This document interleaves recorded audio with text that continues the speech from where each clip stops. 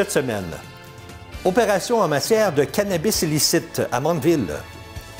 Le taux de vol de véhicules a diminué au Québec en 2024. Et le centre de service scolaire des Samars est visé par une action collective. Bonjour, ici Danny Bérubé. Bienvenue à vos actualités régionales.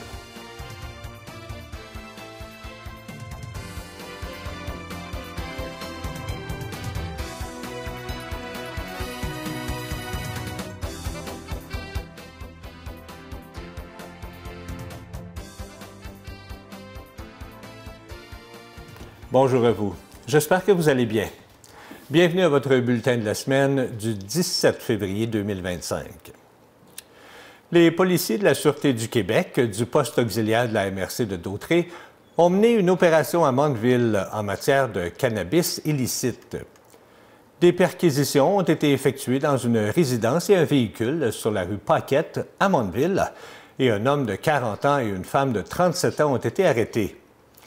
Les policiers ont saisi du cannabis en cocotte, du psilocybine, communément appelé des champignons, des médicaments d'ordonnance ainsi que des cigarettes de contrebande et de l'argent.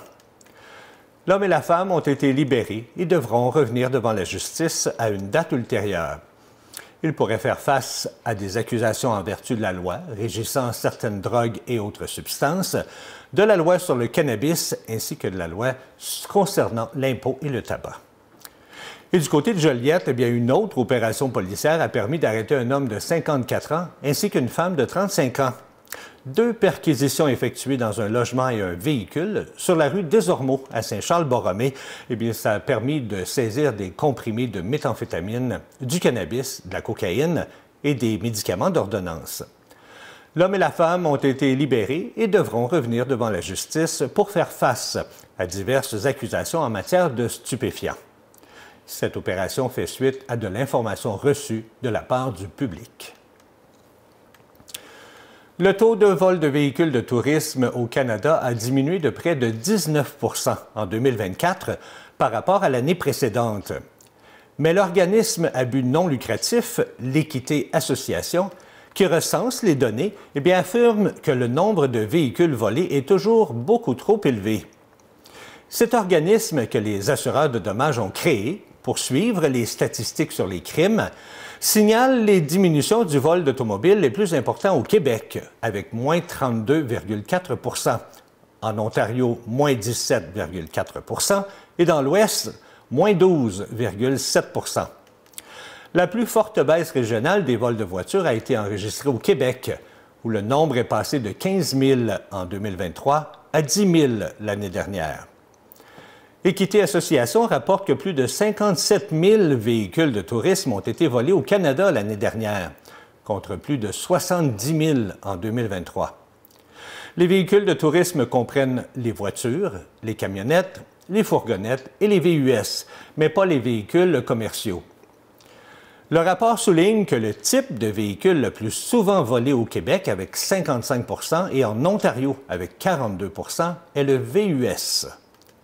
M. Brian Cast, vice-président des services d'enquête à Équité Association, explique que les véhicules dont on change le numéro d'identification pour un nouveau sont de plus en plus exportés et utilisés par des groupes du crime organisé.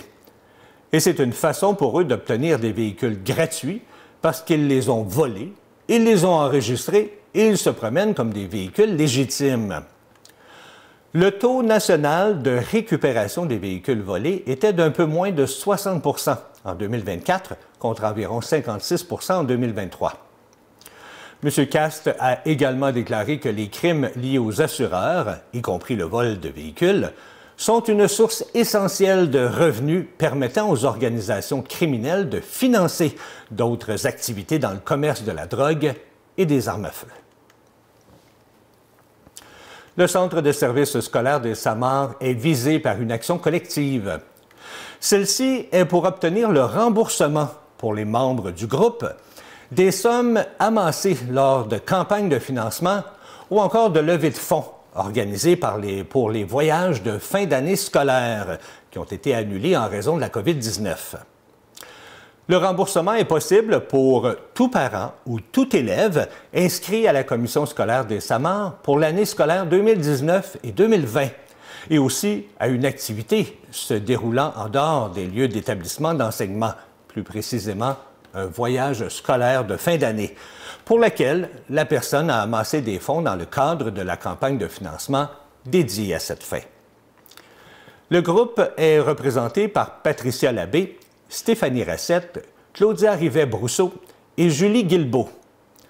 L'Action collective ordonne au Centre des services scolaires des Samars de rembourser les représentantes et tous les membres du groupe selon les sommes qu'ils ont amassées durant la campagne, en plus des frais de justice. L'Action collective procédera dans le district judiciaire de Joliette. Et on vous laisse savoir que les personnes voulant s'exclure de l'action collective ont jusqu'au 5 août 2022 pour le faire. C'est dans une salle du cabaret Lac Saint-Pierre à Yamachiche que s'est effectuée le dimanche 9 février dernier l'investiture de Yves Perron, alors qu'il se présente pour un nouveau mandat dans la circonscription de Berthier-Masquinongé. Ces événements, ayant rassemblé 300 personnes, a été une occasion pour démontrer un appui pour le député sortant et pour donner le ton à la campagne électorale à venir. Le chef du Bloc québécois, M. Yves-François Blanchet, était sur place pour faire une allocation en soutien à M. Perron, lui qui a été récemment nommé whip de la formation bloquiste. Les députés de Nicolet-Sorel-Bécancour et de Joliette, M. Louis Plamondon et Gabriel Sainte-Marie, ont aussi témoigné du travail de M. Perron. Le député Perron a été très touché par la foule monstre qui s'est présentée pour son investiture. La salle était tellement pleine que certains sont restés debout pour assister à l'événement. M. Perron a mentionné que c'était une bouffée d'amour qu'il avait reçue de la part des citoyens de sa circonscription, de maires et de mairesses, des militants, de ses collègues et aussi de son chef, qu'il a été vraiment touché qu'autant de gens se soient déplacés pour l'occasion. Il termine en disant que cette reconnaissance lui a donné une bonne dose de carburant pour la campagne électorale qui s'en vient. La MRC de Matawini annonce un changement significatif du processus électoral pour les prochaines élections municipales de l'automne 2025. Dorénavant, le préfet sera élu au suffrage universel.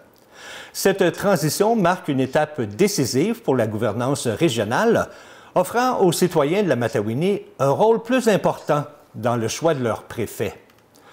Grâce à ce mode d'élection, déjà en place dans plusieurs MRC du Québec et notamment dans la MRC de Montcalm, la population pourra exprimer ses opinions et élire un préfet qui portera sa vision et ses priorités pour le développement du territoire. Selon Mme Isabelle Perrault, l'actuelle préfète de la MRC de Matawini, eh bien, ce changement marque une avancée pour la démocratie locale, en donnant aux citoyens un rôle plus actif dans l'avenir de leur région et aussi en assurant que leur voix soit prise en compte dans les décisions de la MRC. Elle invite donc tous les citoyens à participer activement à ce processus démocratique lors des prochaines élections municipales. Soulignons que dans une volonté de poursuivre son travail et son implication des 3 dernières années, eh bien, Mme Isabelle Perrault, actuelle mairesse de Saint-Alphonse-Rodriguez et préfète de la MRC de Matawini, a décidé de se porter candidate à la préfecture en 2025. Et elle en a même fait l'annonce. Cela implique aussi qu'elle renonce à briquer un nouveau mandat en tant que mairesse. Ça fait plus d'1 an que la coop santé du Grand Brandon est ouverte au grand public. Pour nous parler de cette première année d'opération, eh bien, j'ai eu le plaisir de rencontrer la présidente du conseil d'administration, Mme Kim Courchaine. Voici un extrait de l'émission Point Virgule que vous pourrez voir tous les jours cette semaine à 15h et à 21h. Bien, en fait, on s'est inscrit au défi Ose entreprendre des entreprises qui a lieu à chaque année. On s'est inscrit pour, justement, au niveau de la coopérative de santé comme étant une nouvelle entreprise. Et on a eu le prix local qui nous a permis d'aller aux régionaux qui étaient au niveau vraiment de la région dans la Naudière. On a également gagné à cet endroit-là et on est allé au ce qu'on appelle au national, donc qui est au niveau de la province. On est allé à Québec. Puis on a remporté le 2e prix. Alors, on est lauréat à 3 niveaux de palier pour le défi Ose entreprendre. Puis on a une belle mention aussi au niveau de la Chambre de commerce de Brandon comme nouvelle entreprise dans la région. Alors, on est bien content de ça. Il y a des bourses, des montants d'argent qui venaient avec ces prix-là. Alors, on est bien content de les investir là, au profit de nos citoyens pour apporter des soins à la région. Première année d'opération, on a eu quand même beaucoup de clientèle qui a passé ici, là. Oui, en fait, on a ouvert nos portes officiellement en octobre 2023. Donc, octobre 24, ça nous a fait notre première année d'opération. Ça nous a permis de s'enquérir de nos locaux, de la façon de procéder, de s'ajuster au niveau du personnel administratif, avec le personnel aussi, les professionnels de la santé, d'adapter nos façons de faire pour que ça soit le plus efficace et efficient pour tout le monde. On a vu environ 3400 patients dans la dernière année, dans cette première année de pratique-là, qui se sont présentés ici. Avec rendez-vous ou sans rendez-vous. On a eu différentes interventions, que ce soit des points de suture ou d'autres soins en mini-urgence qui ont été desservis là, ici sans nécessairement être obligé de se rendre à Joliette. On a également aussi développé un partenariat avec l'Université du Québec à Trois-Rivières, un partenariat au niveau des IPSPL, donc les infirmières spécialisées là, en première ligne, que monsieur et madame tout le monde appelle super infirmières. Donc, on reçoit des stagiaires de ce département-là. Donc, depuis janvier, on a une stagiaire qui travaille avec la docteure Dapitché. On veut créer de la rétention, en fait. On veut qu'ils viennent faire leur stage ici, puis qu'ils aiment travailler dans la région, puis qu'ils veulent venir travailler ici là, par la suite. Ça, c'est nouveau de cette année, en 2025? Oui, dans le fond, on a tout fait en 2024, toutes les démarches et tout ça. Le processus a été accepté et la première cohorte qui commençait là, suite à notre suite qu'on on était accepté en fait par l'université, bien, la première cohorte commençait en janvier, donc on a déjà une étudiante là, qui est une stagiaire ici qui vient de la région et qui veut travailler dans la Naudière. Il faut savoir qu'en octobre 23, quand on a ouvert, on avait le docteur Tremblay qui pratiquait ici, s'est joint à lui Jennifer Ritz, qui est une IPSPL, donc une super infirmière, qui pratique, elle, en privé. Mais dans le courant de l'année 2024, en juin, on a accueilli la docteure Awalina Dapitché, qui, elle, fait beaucoup de sans rendez-vous, qui voit beaucoup de patients là, depuis son arrivée. Elle a aussi des patients en prise en charge. Mais elle se joint également là, à l'équipe. On est bien content de ça. Donc, on a 2 médecins qui travaillent maintenant dans le GMF, dans le groupe de médecine familiale, qu'on a intégré là, quand on a commencé le projet là, en 2022-2023. C'est-tu indiscret de demander une infirmière privée comme ça? Est-ce que c'est dispendieux pour l'avoir? Bien, en fait, je veux juste être claire parce que les gens pensent que quand ils viennent à la coop, c'est payant. Quand vous venez à la coopérative de santé, dès le départ, les soins, c'est gratuit. Okay. En ce sens que si vous avez un rendez-vous au 811, vous prenez du sans rendez-vous, vous rencontrez la docteure Dapitché, vous venez de rencontrer le docteur Tremblay, vous n'avez pas à payer. Sauf que si vous vous présentez ici, puis qu'il n'y a plus de place au sans rendez-vous, on va dire gratuit, on offre la possibilité, si vous voulez rencontrer Mme Ritz, elle pratique en privé, ça va vous coûter quelque chose. Si elle a de la place, vous pouvez le faire, vous pouvez la rencontrer. Il y a plusieurs personnes qui la prennent d'emblée. Il y a plusieurs personnes qui disent « je suis rendu ici, je peux l'avoir là, je vais la payer ». Ça, au niveau des prix, c'est vraiment selon le besoin, la demande, si c'est un bilan ou c'est un besoin de santé. Ça l'appartient, c'est dans sa pratique médicale. On a appris dernièrement que le docteur Tremblay allait quitter la coop santé. Est-ce qu'il y a une raison à ça? Bien, en fait, vous savez, nous, quand les gens, c'est le même principe que quand on loue un appartement. Les gens louent le local ici. Nous, on fait signer des bails d'1 an. Okay. Donc, on n'attache pas le professionnel de la santé avec un bail de 4-5 ans. On veut qu'il soit libre de choisir ce qu'il veut, comme n'importe qui loue un appartement. La plupart du temps, les gens louent un appartement pour 1 an, puis ça se renouvelle s'ils veulent rester là. Donc, on lui donne le choix. Le docteur Tremblay a pratiqué toute l'année avec nous, puis a choisi, en décembre, de ne pas renouveler le bail. Il m'a mieux aller travailler dans sa clinique, toute seule dans sa clinique. Ça ne change rien en soi pour les citoyens de la région. En fait, c'est qu'on a le même nombre de médecins. Le groupe de médecine familiale est toujours présent. Le docteur Tremblay travaille toujours avec le groupe de médecine familiale, comme le docteur Dapitché. La seule différence, c'est que les patients qui vont voir le docteur Tremblay vont aller le voir à l'hôtel de ville de Saint-Gabriel de Brandon, où il y avait sa clinique avant. Il est retourné dans sa clinique. Donc, et les gens qui vont avoir un rendez-vous au 811 ou avec le docteur d'habitude, ils vont venir les voir ici à la coopérative.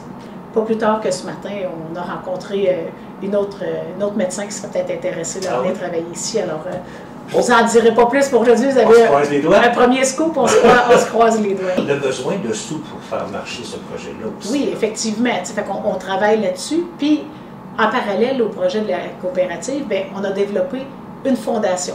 Donc, la Fondation de la santé du Grand Brandon. En fait, la Fondation, son rôle, c'est, oui, d'aller chercher des sous et de supporter les activités de la coopérative. Donc, c'est son obligation par rapport à ça. Et ils font différentes activités. Entre autres, le 22 février, il va y avoir le souper bénéfice qui va se tenir ici au centre sportif. Okay. Les gens peuvent acheter un billet pour assister au souper bénéfice. Le souper bénéfice, durant le souper, il y aura un encan. L'encan est fait par M. Yvon Lambert, ancien joueur des Canadiens de Montréal. Ah, ouais. Et le président d'honneur cette année, c'est M. Pierre-Olivier Zappa. Alors, le 22 février, c'est notre souper bénéfice, c'est le souper bénéfice de la Fondation. Le but étant de ramasser des fonds. Il y a des billets disponibles pour, vous pouvez acheter soit une table, soit juste une place ou 2 places. Puis il y a également une loterie présentement qui est en cours. Donc, on a 400 billets. Il en reste vraiment pas beaucoup. 400 billets seulement au coût de 50 $. Donc, qui vous donne la chance de gagner un crédit voyage de 5 000 $. La tournée des municipalités se poursuit et cette semaine, j'étais du côté de Moncville pour rencontrer M. le maire, Michael Turcot. Mais juste avant de nous parler de ses réalisations de 2024, eh bien, le maire Turcot avait un mot à dire à toutes les Mandevilloises. Permettez-moi, avant de commencer, étant donné qu'on est le 14 de février, j'aimerais souligner la date et dire à toutes les Mandevilloises que vous êtes belles et appréciées. C'est gentil. Maintenant, notre salle municipale, on a refait notre cuisine, qui était importante parce qu'elle sert à toutes les activités quand on fait le carnaval, quand on fait la Saint-Jean. On a doublé la dimension et les équipements, les électroménagers sont tous nouveaux. Et en plus, maintenant, on est équipé avec de la vaisselle réutilisable, donc on ne fait plus de rebut. Et puis on a lave-vaisselle industrielle qui est capable de laver la vaisselle de 120 personnes en 20 minutes. Wow. Donc, ça, c'était une des grosses... Et puis, elle va servir samedi de la semaine prochaine pour notre carnaval d'hiver.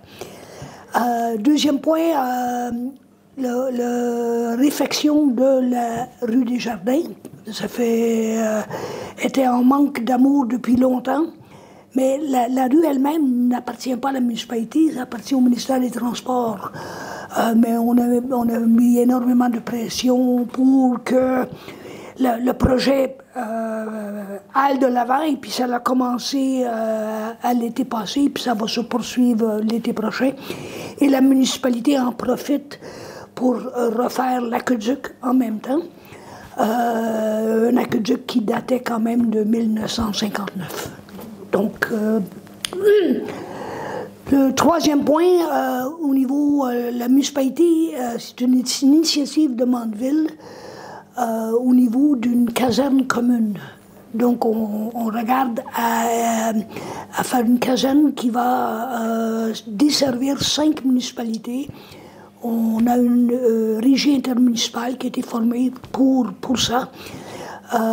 Et puis maintenant on procède à l'identification du terrain approprié et l'achat du terrain, parce que c'est quand même des frais très importants pour une utilisation très limitée. Donc c'est beaucoup plus logique de le faire entre 5 municipalités. Est-ce qu'il a été décidé à quel endroit la nouvelle station allait?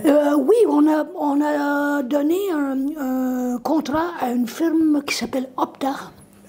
Et cette firme-là se spécialise dans ce qu'on appelle la couverture de risque.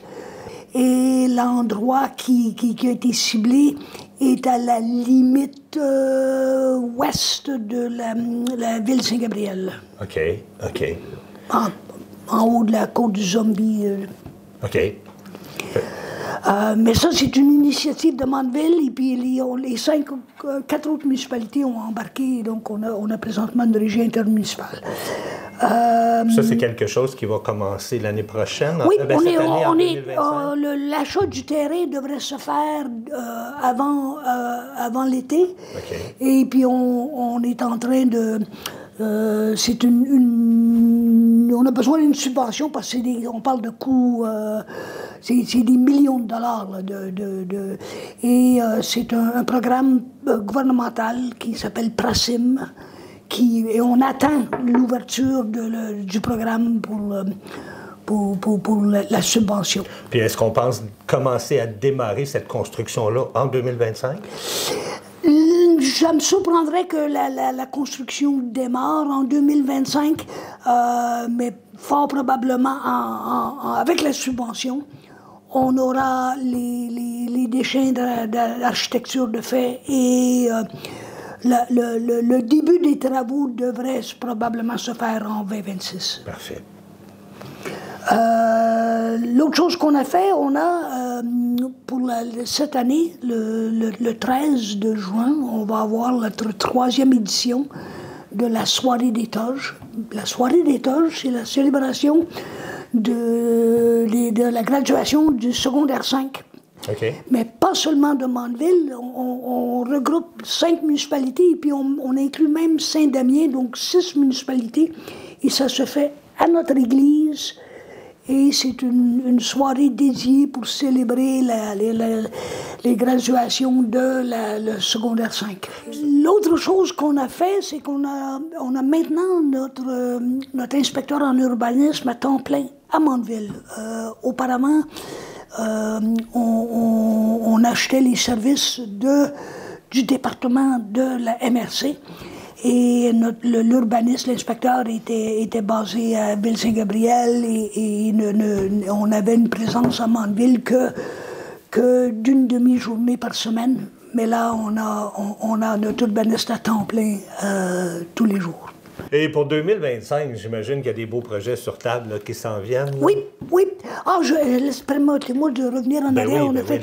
Parlant d'inondation, la municipalité a amélioré la situation au lac Sainte-Rose et au lac Hainaut en créant un dévidoir pour la crue printanière.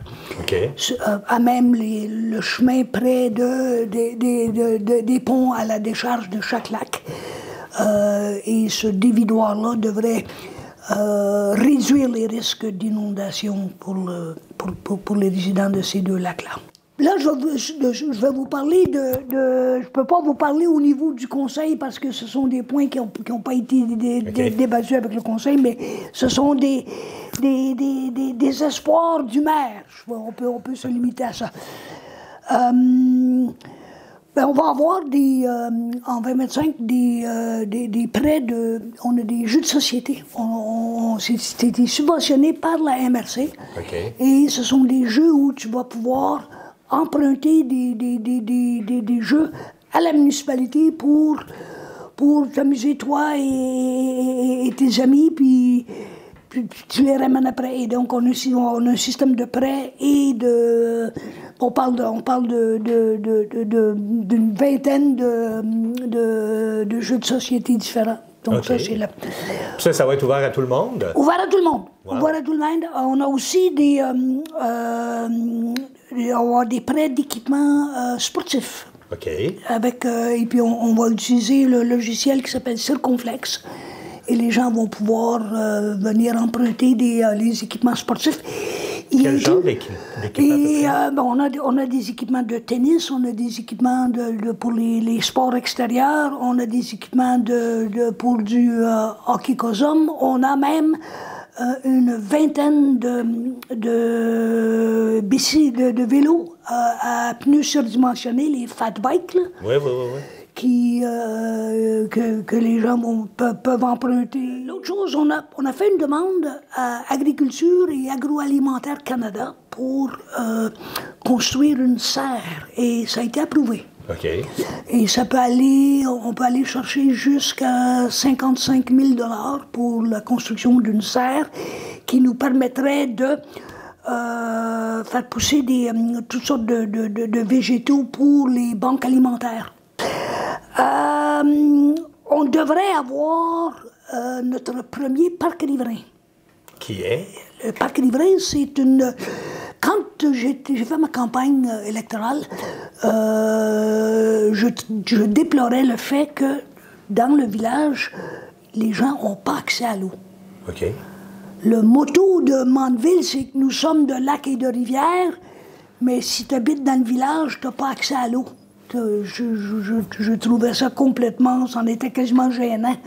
Il va y avoir une station de lavage pour les équipements portatifs, que ce soit canot, kayak ou planche à pagaie, table de pique-nique, aire de détente et des bacs de poubelles et puis un stationnement pour ça, c'est très apprécié de la population.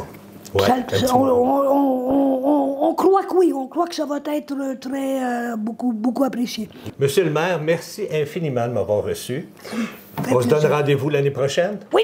Parfait, merci beaucoup. Puis on va espérer que plusieurs des projets dont on a parlé vont avoir vu le jour. Bien, c'est des beaux projets, on se croise les doigts. Merci à vous. Merci, Danny. Pour entendre l'intégralité de cette entrevue avec le maire Michael Turcot, eh bien, ne manquez pas l'émission La Tournée des municipalités, tous les jours cette semaine à 15h30 et 22h.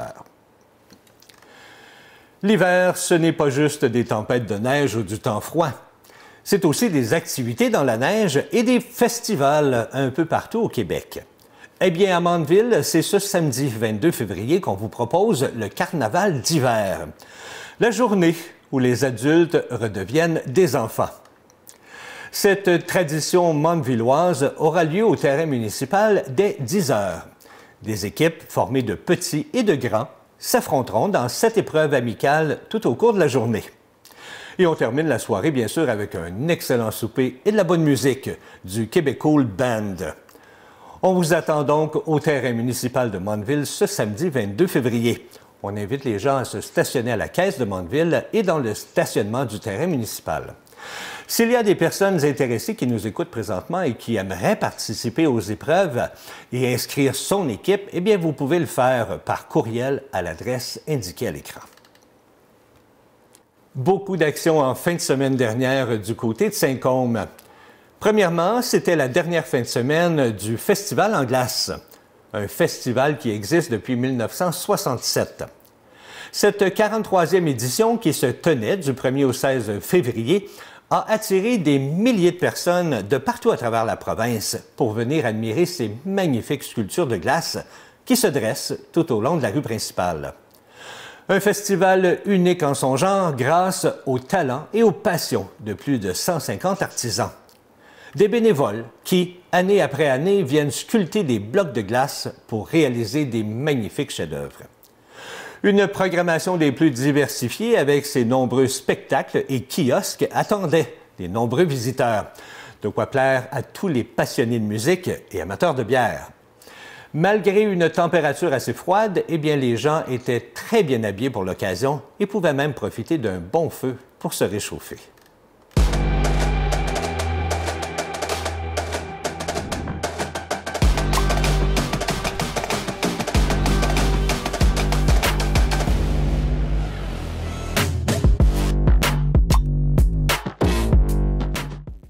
Toujours à Saint-Côme, avait lieu une compétition sportive à la station de ski Val-Saint-Côme avec la présentation de la première édition de la Coupe du monde alpine de snowboard Visa Fizz Légende du Nord. Une compétition qui a réuni plus d'une centaine des meilleurs snowboarders de la planète provenant de 16 pays. Le Canada a été représenté par plusieurs athlètes tels qu'Aurélie Moisan, Arnaud Godet, Jules Lefebvre et Justin Carpentier. Du côté de nos loups, eh bien, il ne reste que 2 parties avant les séries. Ils seront donc à l'Arena Family Prix de Saint-Gabriel ce vendredi 21 février contre les Cuisines Action de Farnham et dimanche, le 23 février, ils joueront également à Saint-Gabriel contre les HCVC de Sainte-Adèle.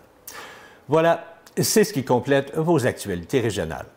Si vous avez été témoin d'une nouvelle, alors faites-nous le savoir en nous écrivant ici à CTB-TV. C'était Danny Bérubé pour vos actualités régionales. Je vous souhaite une agréable fin de journée.